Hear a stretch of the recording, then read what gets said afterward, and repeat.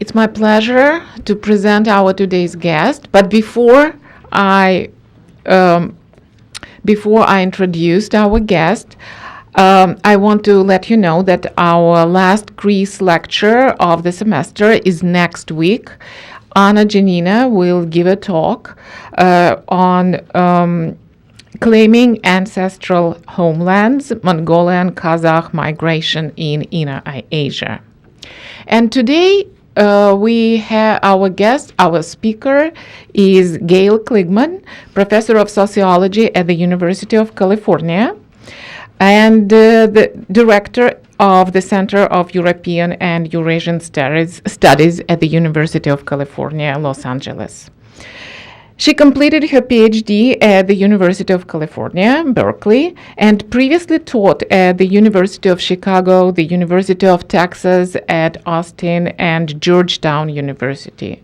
Her expertise spans the domains of women's studies, anthropology, and cultural studies. Her research interests include a wide range of topics and approaches: theory, ethnographic methods, gender, politics and culture, socialism and post-socialism, politics of identity, national identity. She has received a number of distinguished grants to support her research, and her books have received some of the highest recognitions and awards in their respective fields. This talk is drawn from the most recent publication, Peasants Under Siege, the Collectivization of Romanian Agriculture, 1949-1962, co-authored with our former colleague and one of my predecessors, Catherine Verderi, predecessor as director of Greece. I just returned from the ACES convention, and I would remind us that that ACES now stands for Association for Slavic, East European, and Eurasian Studies, former AAASS, where Gail's and Catherine's book received a stunning number of recognitions: Barbara Jelovich and Davis Center book prizes, honorable mention for the Vucinich Book Prize, Association for Women in Slavic Studies held prize, and I think you received it second time in your career. For your third time. Okay, it's even more impressive. And just recently, you also received American Sociological Association honorable mention in political sociology section, best book. And Barrington Moore Best Book in Comparative Historical Sociology. So we have we are really honored by your willingness to visit us, and please join me in welcoming Gail. Thank you so much, and I'm absolutely delighted to be here. It's been quite a while since I have been here, since Catherine left. Anyway, I may have to cut a bit from this talk, but I will try to get as much of it in as I hoped. And I'd like to begin, this is the cover of our book, and I'd like to begin with a few quotes. And this is from the Minister of Propaganda, during the Gheorghiu-Dej period in Romania. The tremendous significance of the collectives, Comrade Stalin teaches us, consisted precisely in the fact that they are the chief basis for transforming the peasant, for changing his psychology in the spirit of socialism. And here from a popular rhyme: "Hey Stalin, what have you done? From horses you've made sausages, and from gypsies, deputies. And I, for one, if it weren't for this regime, I wouldn't be an engineer. Maybe I wouldn't even be a mechanic. I wouldn't be a colonel. I wouldn't be anything." And that is a secret police officer, railway engineer. So In largely agrarian countries like the Soviet Union, Bulgaria, and Romania, the collectivization of agriculture was the first mass action through which the new communist regime initiated its radical program of social, political, cultural, and economic transformation.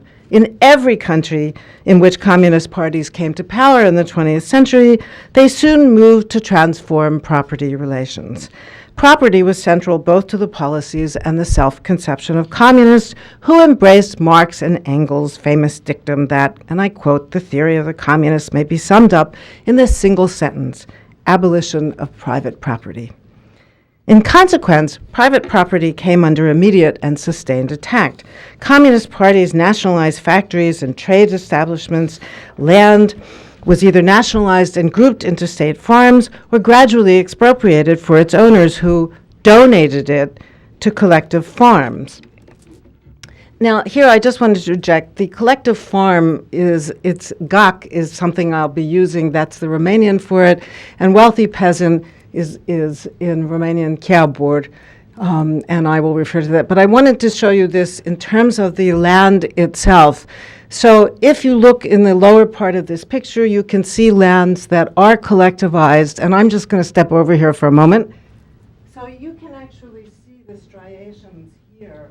These are private plots that have actually been expropriated. And if you look in the upper right here, you can still see where those lands have not been taken, but I think it gives you a good sense of this.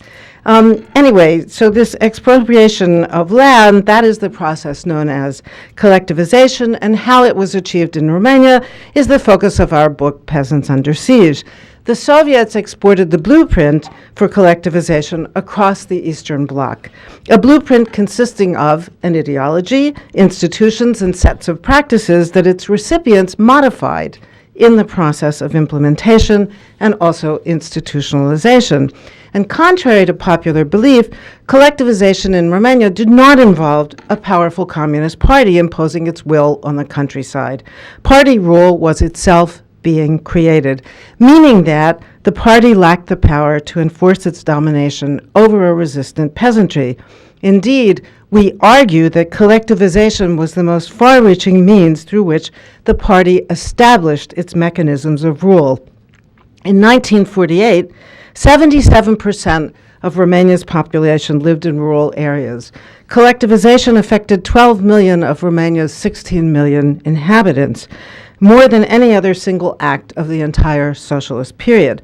The collectivization campaign was carried out in two periods, primarily 1949 to 1953 and 1957 to 1962. So we are focusing on the campaign itself.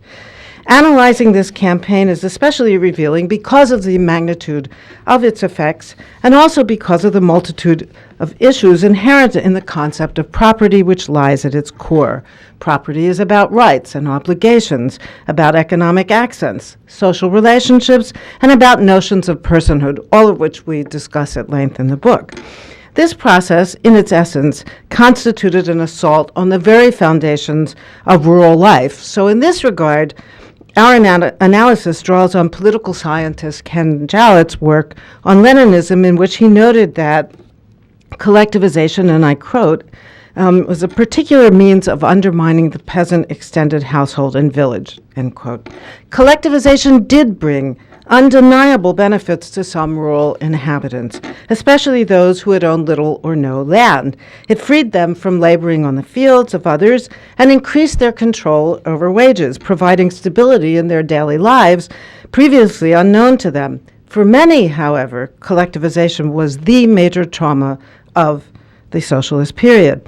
By leaving rural inhabitants without their own means of livelihood, it radically increased their dependence on the party state. It both prepared and compelled them to be proletarians of the new industrial labor force. It tore asunder both the vertical and horizontal social relations in which villagers were embedded and through which they defined themselves and pursued their daily lives, and forcibly stripped those who had land of their relationship to something many considered an integral part of their ties to ancestors, kin, and neighborhood. and neighbors. Land and animals as well were not just objects external to themselves. For those people, collectivization violated their very conceptions of themselves as human beings. So today I'm going to present a snapshot of some of the effects of collectivization on everyday life, that is, on the transformation of social organization and social hierarchies that resulted from the process of collectivization. And obviously there are time constraints, so it will be a rush through this. But I first want to mention the project on which our research was based. So Catherine, who of course needs absolutely no introduction in this environment, and I wanted to do a research project together, each of us having done decades of research in Romania. So we decided to focus on this period of the transformation to socialism. Catherine had at that point just finished her decollectivization project. So we focused on the collectivization campaign. In 2000, we actually assembled an international, multidisciplinary, and multi-generational team of researchers, including ourselves, and representing sociology, anthropology, history, law, and literary criticism. 5 participants in our team addressed macro issues of state policy, examining property law, literary propaganda, and then state and party debates and policies. Everyone else in the project did oral historical and archival research in local, national, and also secret police archives to which we did gain access, if somewhat limited depending on the particular place. In the collectivization was variable across time and space. In this complex qualitative project, we selected researchers who covered a broad sample of sites: agricultural, pastoral, and fishing, villages, for example, strategic and peripheral locations with varying political profiles, ethnic and religious composition.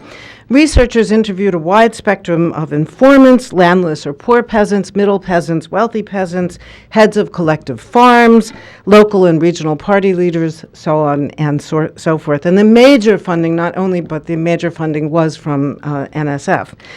The end product, an historical ethnography of the state, is a multi-authored work in several respects. Not only did Catherine and I write together, but we drew on our project participants' interviews and archival materials and final reports. And I'm happy to talk about methodological issues in the Q&A. So let me turn to several dimensions of the restratification of rural life that the experience of collectivization and the role of class struggle within it shaped. Chief among collectivization's far-reaching effects, and on which I will concentrate, were a greatly changed village social organization. Older status hierarchies and patterns of authority were overturned. Especially significant were changes in gender roles and generational expectations. Moreover, the bureaucratization of work transformed that basic daily reality for peasants, along with personhood ideals that had been tied to it. Persons defined through land ownership, self-directed work effort, and wealth in people, characteristic of pre-communist ideals, and I realize this is grossly overgeneralized. Nevertheless, this gave way to a bureaucratic state subjects oriented to getting by. As everyday life became increasingly infused with politics, a new relationship arose between citizens and the party state. The party's institutionalization brought the political center permanently into villages to a much greater degree than before. We might characterize this new relationship as the bureaucratization and politicization of the rural world. Instead of communities electing their mayors, political appointees staffed organizations. Instead of work in families, work was organized in brigades, and so on. Villages and households ceased to be primarily sources of community, circumscribing the life plans of their members. Instead, they became segments of formal organizations that reached upward into higher administration. Status and privilege accrued not from landed wealth, but from party position, even if many in the village did not accord deference to this new elite. Moreover, the Communist Development Plan created an active internal labor market and generated extensive geographical mobility, about which I will talk a bit later. One effect of collectivization was turning peasants into bureaucrats, to paraphrase Eugen Weber's often paraphrased bon mot. Joining the collectors early on offered the poor and landless peasants upward mobility.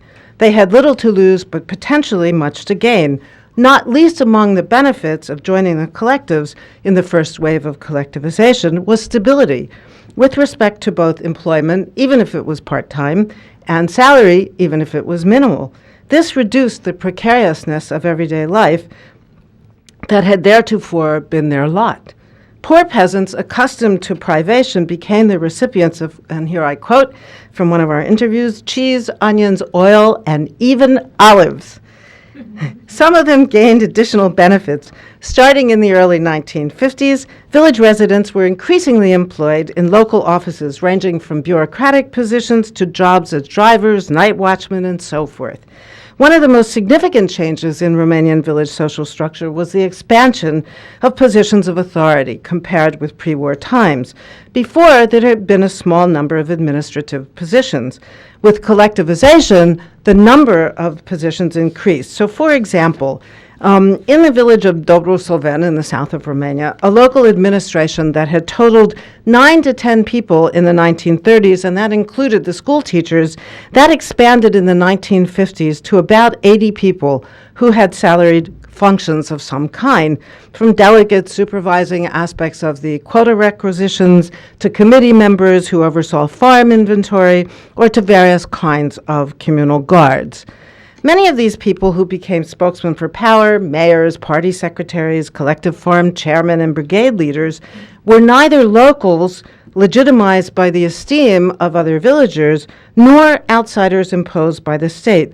They were locals and outsiders approved by the party, and they came disproportionately from once devalued categories: in migrants, in marrying sons-in-law, the formerly poor and landless, and members of national minorities such as Roma or Gypsies, all of whom saw in the new order a chance for social influence and mobility that had long been denied them. And of course, I reiterate again that their social origin meant then that they did not actually enjoy much prestige among their fellow villagers, despite their new positions of authority.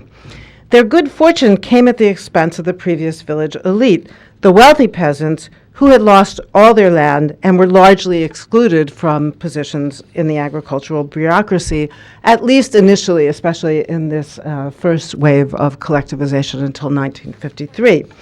And I should mention that losing land, and again, take a look at this. Now, this losing land typically meant the equivalent of 2 to 12 acres, right? We are not talking here about large latifundia, so on and so forth. So I think these are not necessarily large estates, and it's important to keep that in mind.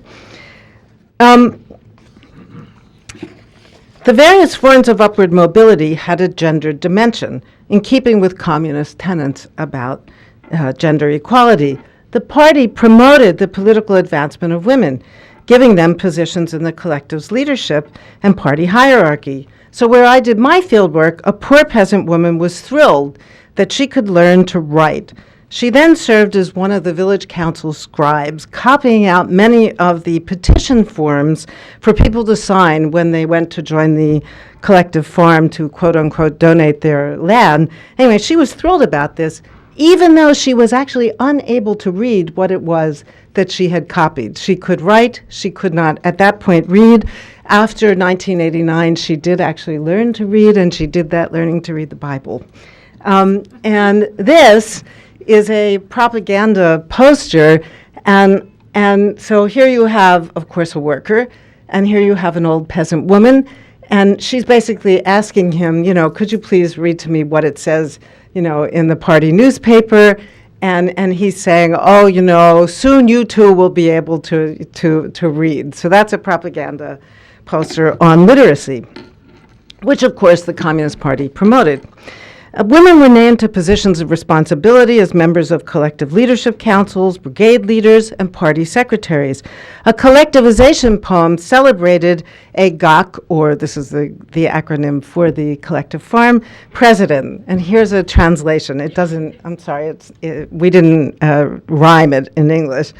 but it does in the original Rhine. The president, a good lady, took the village in her hands to improve, to fix it. When her face smiles, everyone loves her. But when she says something, everyone falls in line and makes haste not to be absent. In another village in Ordohe, at the end of the 1950s, a woman became president of the collective. Not everyone was so pleased about women's acquiring this kind of authority, and some commented there that, and I quote, "Women were the most dangerous of the organizers, carrying out their roles with particular zeal." Women's advancement went beyond the strictly political. They were hired in the postal service, along with men, and as telephone operators, cleaners, sales clerks at the local store. They were professionally trained to be midwives, displacing the now unacceptable traditional practice of learning through apprenticeships to other midwives. Women also became doctors, as well as teachers and other educated professionals. Accompanying the occupational mobility that an expanded bureaucracy generated was a remarkable expansion of education and access to it for those previously unable to afford schooling.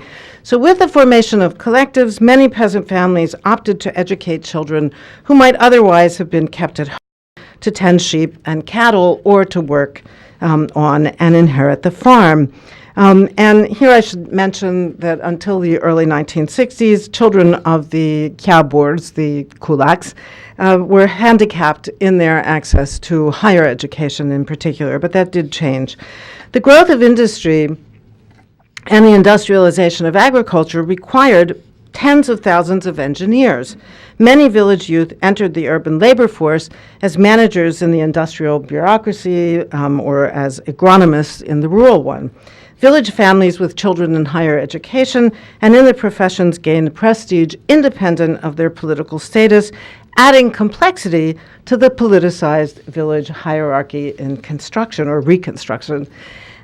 This initial wave of upward mobility brought some villagers into elite positions and moved others out of them. And although the party pushed its ideology of social equality and the term comrade with a capital C aimed linguistically to erase prior social differentiations, it did not mask the hierarchy that distinguished that comrades with a capital C from comrades with a lowercase c. Within these broad categories, power struggles were fought, manipulated, and negotiated. Moreover, the new local leadership developed its own hierarchy of evaluation, which was based not on the family's prior status, but on their social origin and membership in socialist agricultural organizations. The rich were to be harassed and to be humiliated, and the poor promoted. All community members, both those who benefited from the changes and those who did not, had to develop attitudes and self-concepts in response to the new hierarchy, and of course we talk about that at great length in the book. As people began to join collectives, new forms of social division appeared, cross-cutting that of class war. Those for and against collectivization, or those enjoying upward mobility, and those suffering the reverse. An elderly peasant who chronicled Yehud's tumultuous history observed, and this is the village where I did my work, and let me quote him, "With collectivization, our village was divided in two, collectivists and non-collectivists. Those who joined escaped from all debts, but they also lost the land they had inherited from their parents, remaining with nothing but their two hands with which they worked to earn their existence. For those who didn't join, none of the rights that all Romanian citizens should have enjoyed. The question, are you a collectivist or not, sorted us so those in leadership positions would know how to treat each individual." So these divisions effectively created a new social classification system. People who joined the party and or collectives might scoff at and taunt those outside of it, and vice versa. Further divisions arose between those who brought property into the collective and those who did not. As one respondent observed, and I quote, "There was this woman whose brandy distillery was taken to the courtyard, and when she was in the field hoeing with other women, she would lash out at those who brought nothing and would say things like, 'You brought nothing into the gok, whereas I gave them the distillery, my horse, everything.'" Now, this picture is I think it's a great picture of, if this is anybody's idea of mechanized agriculture, these are, I mean, it speaks for itself. In addition, despite official talk of the Worker-Peasant Alliance, I'll interject here, this is another great propaganda poster, and here you have the peasant on the left, the worker on the right, all the tractors coming out of this factory, the flags of the Romanian Workers' Party, so on and so forth. So despite this peasant-worker alliance, villagers might perceive their interests as contrary to those of industrial workers, such as the Hunedoara wealthy peasant who supposedly complained, "We toil only for the workers, and nothing remains for us. Everything is meant for the workers." Another division that developed was between locals and outsiders, such as families from uncollectivized villages who migrated down to live in the collectivized ones, or between village inhabitants and recent colonists who moved or were moved into them. Such divisions were present not only within villages, but also among them. For example, despite the perception of their advantage, isolated and or mountainous villagers rarely benefited from the new order, that is to say, access to education, access to clinics, and so that gradually led to their depopulation or people moving down into the collectivized villages. Within the collectives themselves, there were divisions between simple members on the one hand and white-collar workers on the other. And among these, differences between those with higher education, such as agronomists, and those without, such as brigade leaders. Overall, these divisions reflected the extent to which households and individuals were drawn into the processes of bureaucratization and party institutionalization, and thus into the embrace of the party state. The formation of collectives proletarianized many peasants and launched them into migratory flows across the country. Weak performance of most collectives provided an incentive for movement that then created perennial labor shortages for them. At first, the migrants were likely to be the wealthier and middle peasants who could not provide for their families while paying the exorbitant quotas and taxes levied against them. A family member might then head off for work elsewhere. However, it wasn't long before low pay in the collectives pushed members into the ranks of migrants as well. Urban opportunities drew people, especially young and male, away from villages in droves. Men left to join building crews that were literally building socialism by constructing its infrastructure, apartment complexes for the working classes, roads and railways, communication systems, basic infrastructure. Or they went to work in factories, often commuting on a daily or weekly basis, depending on available transportation. For some, this was an exciting period as they pursued education and unimagined opportunities. There was seemingly infinite room for factory labor in Romania's once agrarian economy, and labor migration intensified the interdependencies between the rural and urban milieu. However, the outflow left the agricultural labor force increasingly feminized and elderly, and low pay produced lax work and rampant absenteeism. According to a peasant from the Maramureș region, and I quote, "People no longer did quality work," unquote. Aggravating the problem during the 1950s were bouts of exodus from the collectives, as members withdrew because promises or payments had not been respected, or they couldn't make ends meet, or because of the political relaxation that occurred between 1953 and 1957. That's sort of relative, and stuff like that. Expansion of the bureaucracy worsened the situation.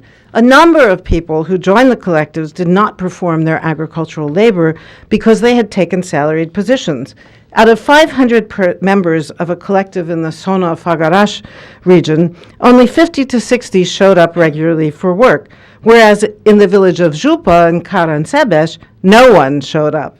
Many salaried workers who signed up assumed that family members in the village would do the work for the GOC, but according to archival documents, most of them did not. This isn't exactly so surprising, given that, as I mentioned, those that left to carry out agricultural labor were mainly women and the elderly, and women had many other household tasks to perform, and the elderly were often too infirm. So these persistent problems with the agricultural labor force yielded yet another migrant stream, as people from the poorer, less industrialized or uncollectivized areas of the country migrated for seasonal agricultural work in the more fertile or also industrialized and collectivized areas where collectivists commuted to nearby factories and farm labor was short.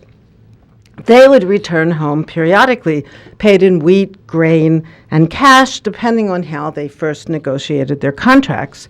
They were rumored to be better paid than locals. By most accounts, these outsiders drove pretty hard bargains, though they also committed themselves to long, hard hours. A former GAC president from Yeoud noted that he once sent some 40 people to work in a collective in another region where, as he said, they earned more in a summer than did our entire collective farm, adding, people lived well because they worked as migrant laborers. So their earnings from the GAC in Yeoud were absolutely inadequate. Outsiders generally meant additional costs for the GAC in question, for temporary laborers had to be housed and fed. Indeed, labor needs throughout the country set up constant tension between people's mobility aspirations and local labor requirements. Tying labor contracts for workers in mining, industry, shepherding, ceramics, the railroads, forestry, fishing, and occupations such as this to membership in and work for the collectives was nevertheless not enough to cover labor requirements in agriculture, especially in view of the seasonal exigencies. Planting and harvesting can be delayed only so long before the crop is ruined. To address this ongoing issues, cadres set up yet another migratory stream of short duration. They brought in outsiders, soldiers, factory workers, and of course, students, to carry out patriotic labor at peak periods in the agricultural cycle. The formation, and here I want to shift a little bit to talk about what I would call from patriarchal households to the paternal state. The formation of collectives significantly altered patterns of work, family, and cooperation. Whereas household heads had previously determined who, which kin or neighbors, would do what kind of work and when, collective farm leaders took over those decisions. They set up cooperation in brigades and teams, often formed not on kinship, but on territorial principles, that is to say, different neighborhoods forming different brigades. Kinship, in this regard, retreated in importance, and households stopped functioning as work units replaced by bureaucratic organization. Party officials in the region, in regional or national capital, might determine a person's work patterns in a given village. These changes dealt a significant blow to patriarchally based authority relations in families into which party institutions began to insert themselves. Launching collectives also launched a bureaucratization of family life, a process that villagers enhanced by trying to domesticate such new forms through personal ties. A group who suffered a particularly devastating reversal of fortune with collectivization was the elderly, in particular male household heads over the age of, I'd say, about 55. As Colleen Goyna put it, and I quote from his fieldwork, the loss of land had the most radical impact of all on the village elderly. Control over the land was one of the most effective mechanisms through which household heads exercised control over their families. As children received their share of the land only at marriage, and sometimes not even then, the loss of land resulted in the weakening of paternal authority. Collectivization diminished the power of parents over their children. Signing their land over to the GAC, they also surrendered the basis of security in their old age. What had once been a world in which children obeyed their parents began to give way to the reverse. Moreover, older men with land had monopolized village leadership. But with collectivization, a man 30 years old could become president of the GAC or the People's Council. Very disturbing to elderly people was the loss of respect and deference they had always received in village society, regardless of their social, which was effectively a form of class status. Party activists would address elderly men with terms previously unacceptable, shouting, "Hey, you," instead of calling him, "Hey, uncle," which is a more familiar form of address. Cadres pushed old people around, publicly humiliating them. And these sudden changes in their social status were as upsetting to them and to other villagers as were the reversals of fortune of wealthy peasants. These two reversals might coincide. A possibility for which we don't actually have hard data to prove is that elderly people were disproportionately named wealthy peasants. This could be expected since they were the ones controlling the land. More subtly, however, their place in the domestic cycle would have made them more vulnerable to class war than were younger people. If they lived alone and their grown children were settled in another household or even in an urban environment, they would not have sufficient labor for working their family's land, and owing to ill health and age, they might have to hire day laborers or servants to help them. And keep in mind that in working the land, the plots of land themselves, were not very large necessarily. This made them exploiters of others' labor, hence wealthy peasants. The Kabur status was actually not based on the amount of land that you had, but rather on the exploitation of labor for more than 30 days during the year. And that's an important distinction that I think is hard to kind of wrap our heads around since we associate the amount of property with wealth. Many of the Kabur contestations, the petitions, especially those of widows, make precisely this argument. We are old and we are frail. Our children are gone. We have no one to work our land and had to hire some help. But we're not exploiters. We're merely elderly.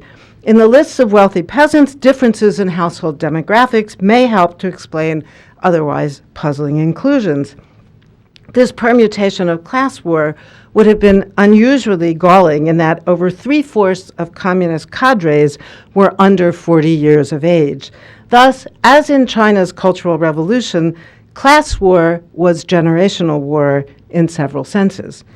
Work in the collectives also undermined husbands' control over wives who took their orders from brigade leaders and earned their own pay separately from their spouses.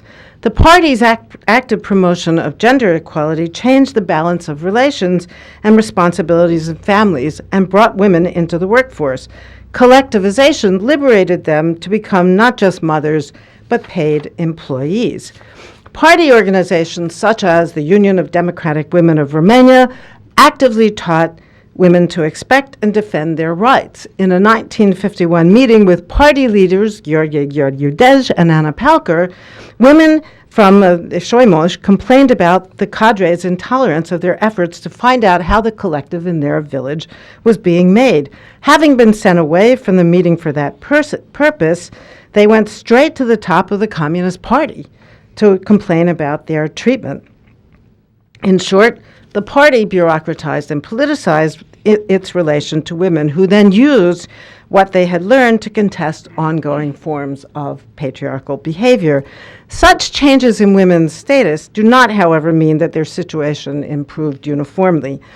Although women acquired greater authority, especially in household organization, the aforementioned feminization of agriculture relegated agriculture to the lowest status in both prestige conceptions and budgetary allocations. Moreover, in the collective farms, a gender division of labor and authority persisted from quite some time. And that is despite having there were certainly collectives that had women as presidents, but as I mentioned, they were not highly appreciated. Changes in gender and generational roles were part of a more thoroughgoing transformation in ideas concerning kinship, which recast the family's internal definition and its place in the social system. So I don't really have time to discuss how both peasants and cadres manipulated kinship, modifying its meanings in the process. The bureaucratization of work in the collectives diminished cooperation among kin, narrowing the range of effective kinship. With the end of private ownership, the changes extended further into family life, if in complex ways. Many of our respondents claimed, and I quote, "The collective brought only hatred, rancor between families," end quote. Spouses or siblings joining the collective farm often led to vehement quarrels with the remaining spouse or siblings. But after the collectives were formed, there was no longer any motive, at least in theory, for tensions over unequal inheritance, once common among siblings or between generations. Class warfare thus might either exacerbate conflict among kin, but it could also lead to other forms of solidarity. But I just don't have time to discuss that. The party state gradually asserted itself as a kind of surrogate family. Much has been written of the ostensible alliance struck between the communist parties and women. I've written about that myself. As party institutions took over some of the work formerly done by women, encouraged their aspirations, and defended them against abusive kin. In Romania, family members, particularly women with alcoholic husbands, might turn to GOC leaders to adjudicate their problems. For example, a case was discussed in a meeting of the Leadership Council of a collective in Santana. The husband claimed he could no longer get along with his wife because she didn't properly take care of the house. He wanted the council to steer her in the right direction. His wife, on the other hand, complained that not only was he drunk much of the time, but he also beat her repeatedly, leaving serious lesions on her body. Furthermore, his drinking caused the usual host of household budgetary problems associated with alcoholism in families. So she insisted that it was absolutely impossible to continue the marriage unless he changed. The council weighed in, attributing responsibility for this sorry state of affairs to both parties and adding that if the husband did not seriously mend his ways, he would lose his position. There you go. The party participated thus in a much larger colonization of family and kinship, casting itself as the paterfamilias of everyone in the household defined by national territorial boundaries. The party leadership created a deep paternalistic relationship with Romania's citizens. It demanded of them the kind of loyalty and respect that parents expected of their children, exercising judgment and control over their activities and disciplining them if they deemed necessary. Those who benefited from the party's largesse were expected to manifest their loyalty and appreciation. In these ways, the wise leader party would supplant parental functions, and biological families would give way to political ones, such as the family and the collective or party institutions. Ritual kinship, or godparenthood, a highly developed institution in pre-communist Romania, was also affected. Godparents sponsored couples at marriage and their children at baptism, and ritual kinship had always had an instrumental aspect. But under socialism, this aspect took on much greater significance. It became one of several ways by which villagers sought to domesticate the party through creating personalistic ties with it, refusing its supposed impersonal bureaucratic norms. This was a favored way of trying to shape an institutional, instrumentalized relationship through affective, culturally grounded ties aiming to personalize it. One way villagers might socialize their relationship to the collective farm was to invite the collective president and his spouse to serve as godparents, hoping that the ritual kin relation would work to their advantage when they needed assistance or some kind of favor. Such godparents found themselves caught, of course, between the expectations of the party and those of their godchildren, a tension that ramified throughout society and corrupted the intended results. Cadres were often caught between a rock and a hard place, so to speak. They had to work not only against traditional village organization, but also with it, if they were to be effective to any degree. The new system disrupted the old in fundamental ways, some of which I have mentioned. Nevertheless, the habitus of traditional social organization was not readily eradicated. Peasants did learn to speak a new language and to work in brigades, but they as readily relied on kin relations to make their way in the ever-expanding socialist bureaucracy. Despite divesting wealthier peasants of economic capital, cadres failed to fully corrode their social capital and could actually only complete collectivization by acknowledging their status. And here I would say that in the very end of the campaign, one of the mechanisms that they used was actually to finally get, if the cow board would agree after considerable, by that time, first of all, they didn't really have much by way of economic capital. But when the Kamburs in 1960, 1962 agreed to enter the collective farm, one of the things you see through the archival documents is that it starts an avalanche. Their social prestige was such that if they entered, everybody else followed.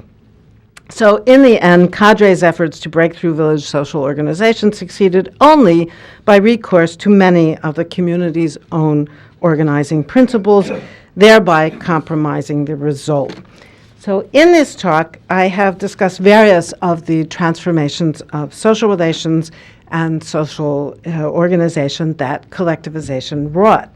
So time doesn't really permit me to move on to another crucial dimension of social transformation, notably, to quote Frederick Pryor, and I quote him, "What kinds of people did such a farming system produce?" If the person ideal of the pre-war Romanian peasantry emphasized possession, wealth in people, and self-directed hard labor, then we should expect that many villagers experienced collectivization as an assault on those values essential to personhood. Clearly, they did. But for more on that, I invite you to read our book.